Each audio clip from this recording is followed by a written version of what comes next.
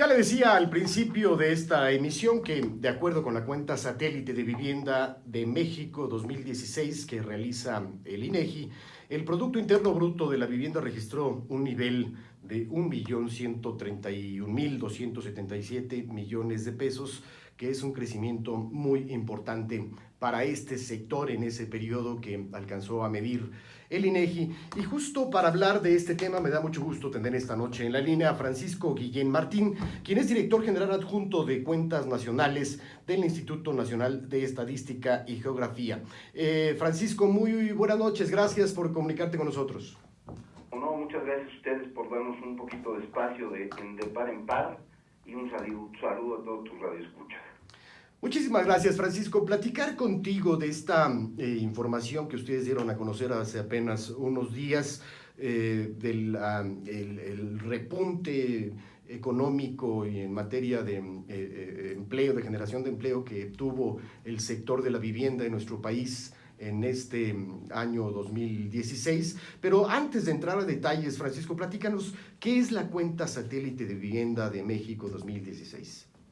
Mira, Gustavo, te comento, es un instrumento estadístico que pues lo que permite es, por un lado, identificar y dimensionar pues cuál puede ser la importancia de la actividad económica asociada a el tema de vivienda. Y te pongo un ejemplo. Ahora bien, en términos de dimensión, lo que podemos saber es que este sector contribuye en el año 2016 con cerca del 6%. Esto es una dimensión y que nos permite observar cosas en este porcentaje en donde podemos identificar a lo mejor que este sector en particular pues supera los servicios educativos, ya que estos pesan alrededor del 4.2%. Y, por ejemplo, también los transportes están en alrededor del 6.4%. Y no solamente eso, también nos permite pues conocer básicamente en qué dirección se mueve la actividad de vivienda. Y aquí un dato que me parece que es relevante es en cuánto creció el sector de vivienda en el año del 2016. Y la respuesta sería 4.5%, que supera el crecimiento para ese mismo año del Producto Interno Bruto de todo el país, que fue del 2.7%. Y no solamente nos permite conocer eso, Gustavo, también pues podemos saber básicamente que pues hay una serie de actividades que se vinculan a todo el proceso de la vivienda, ya que la vivienda pues no solamente es la edificación, sino también pues la adquisición de este tipo de bienes, el uso de las casas, el mecanismo de financiamiento y pues otro de los aspectos es la gestión que hay detrás de todo ello. Esto es lo que nos permite o lo que corresponde a la idea de medir la cuenta satélite de vivienda en México. Francisco, sin duda un desempeño importante de acuerdo con este importante estudio que realiza el INEGI. Decía, un importante desempeño del sector de la vivienda para nuestro país ha sido un motor importante para el crecimiento, el desarrollo económico de México, pero desde tu punto de vista, y no sé si esto sea resultado del mismo estudio, ¿a qué se debe este buen desempeño, Francisco? Este crecimiento del 4.5 que tenemos en el sector de la vivienda, por un lado está la construcción misma de las casas, de las viviendas, pues que aumentaron en cerca del 4.5%. Pero aquí hay que destacar algunos elementos. Ese crecimiento de este sector, pues por un lado está el crecimiento del financiamiento, que fue en cerca del 10.5%. En términos incluso de la construcción misma de la vivienda, hay que separar dos cosas. Uno, lo que pueda ser desarrollado por las propias empresas, que traen un crecimiento importante, pero otro es la autoproducción, que creció en cerca del 2.6%.